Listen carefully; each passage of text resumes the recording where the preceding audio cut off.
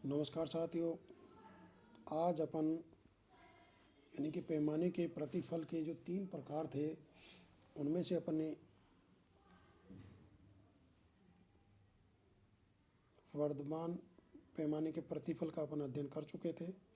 आज अपन यानी कि पैमाने के समान प्रतिफल और पैमाने के ह्रासमान प्रतिफल पर प्रकाश डालेंगे, अध्ययन करेंगे। तो अब अपन लेते हैं पैमाने के समान प्रतिफल यानी constant returns to scale. Constant return to scale देखिए, इसका ये तात्पर्य है कि जिस अनुपात में उत्पादन के साधन बढ़ाए जाते हैं,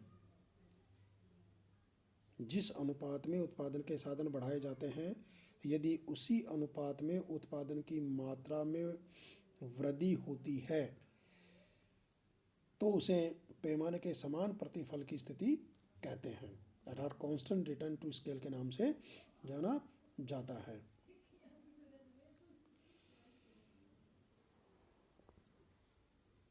और यहाँ पर देखिए कि जो समोत्पत्ति वक्र है, यानी कि एक समोत्पत्ति मानचित्र पर अनेक समोत्पत्ति वक्र बनाए जाते हैं और मूल बिंदु से जो स्केल लाइन होती है यानी पैमाने की रेखा के नाम से इसको जाना जाता है।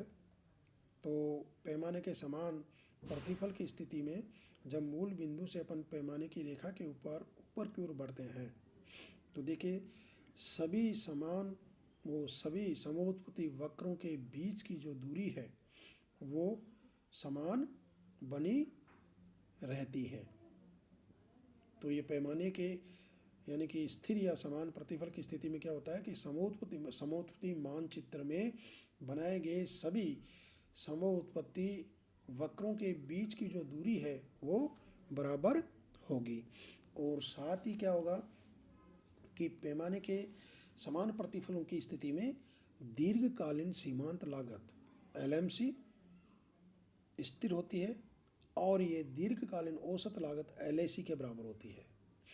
यानी कि LMC और LAC दोनों क्या होती हैं, बराबर होती हैं। और इनका जो डायग्राम है यानी कि LMC यानी कि दीर्घकालीन सीमांत लागत यानी कि क्षैतिज अक्ष के समानांतर होती है।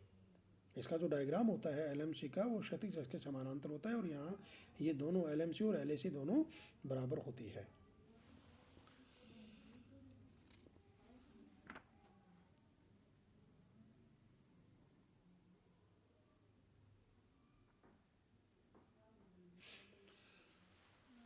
और अब देखिए आप इस स्थिति में क्या होता है कि जब समस्त साधनों यानी कि इस स्थिति में जब समस्त साधनों की इकाइयों को यानी कि एक निश्चित अनुपात में बढ़ाए जाने पर, जब समस्त साधनों की इकाइयों को एक निश्चित अनुपात में बढ़ाए जाने पर उत्पत्ति भी उसी अनुपात में बढ़ती है तो उसे पैमाने के समान प्रतिफलों की दशा कहते हैं। और इस स्थिति में क्या होता है कि पैमाने की किफ़ायतें या बचतें प्राप्त नहीं होती हैं। यानी कि देखिए ये समान प्रतिफल क्यों प्राप्त होते हैं या स्थिर प्रतिफल क्यों प्राप्त होते हैं, इसका कारण यह है कि यहाँ पर पैमाने की किफ़ायतें और बचतें प्राप्त नहीं होती हैं, जिसके कारण क्या होता है कि पैमाने के समान या स्थिर प्रतिफल फर्म को प्राप्त होते हैं। अब आगे आइए, ये था आपका कांस्टेंट रिटर्न टू स्केल। और अब आप आइए यानी कि डिमिनिशिंग रिटर्न टू स्केल यानी कि पैमाने के ह्रासमान प्रतिफल। पैमाने के ह्रासमान प्रतिफल, हाँ, पैमाने के ह्रासमान प्रतिफल का मतलब यह है कि जिस अनुपात में उत्पादन के साधनों को बढ़ाया जाता है, जिस अनुपात में उत्पादन के साधनों को बढ़ाया जाता है उससे कम अनुपात में उत्पादन में वृद्धि होती है तो उसे ह्रासमान प्रतिफल की स्थिति कहते हैं।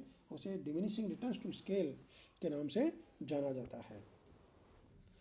तो कहने का मतलब यह है कि देखिए ह्रासमान प्रतिफल की स्थिति में क्या होता है कि जिस अनुपात में साधन बढ़ाए जाते हैं उससे कम अनुपात में उत्पादन बढ़ता है तो उसे ह्रासमान प्रतिफल की स्थिति कहते हैं। और ह्रासमान प्रतिफल की स्थिति में यानी कि जो लागत वक्र होते हैं, यानी कि दीर्घकालीन सीमांत लागत और दीर्घकालीन औसत लागत, ये दोनों वक्र क्या है कि ऊपर की ओर यानी कि बढ़ते हुए होते हैं। और साथ ही यहाँ पर LMC is greater than LAC होती है, यानी कि दीर्घकालीन सीमांत लागत है वो दीर्घकालीन औसत लागत वक्र से ऊपर होती है। अब देखिए ह्रासमान प्रतिफल क्यों प्राप्त होते हैं, इसका भी कारण है। यानी कि पैमाने के घटते हुए प्रतिफल बड़े उपक्रम में प्रबंध की कठिनाई से उत्पन्न होते हैं। जो बड़े उपक्रम होते हैं उनमें मैनेजमेंट की कमी के कारण ये उत्पन्न होते हैं। उपक्रम जितना बड़ा होता जाता है उतनी ही उसकी प्रशासनिक समस्याएं बढ़ती जाती है, केंद्रीय निर्णय लेने में विलंब होता है और उनको लागू करने में कठिनाइयाँ होती हैं। एक बड़े संगठन के लिए अपनी नीतियों को कई बार बदलना सुगम नहीं होता है, जिससे वह एक बेलोच किस्म का संगठन हो जाता है। अतः एक सीमा के बाद पैमाने की अनियमितताएं या गैर किफ़ायतें डिस इकोनॉमीज ऑफ स्केल मिलने से यानी कि घटते हुए प्रतिफल मिलने लगते हैं। तो ये थे सारे अपने जो 3 प्रकार थे पैमाने के प्रतिफल के, जिनका अपन अध्ययन कर चुके हैं।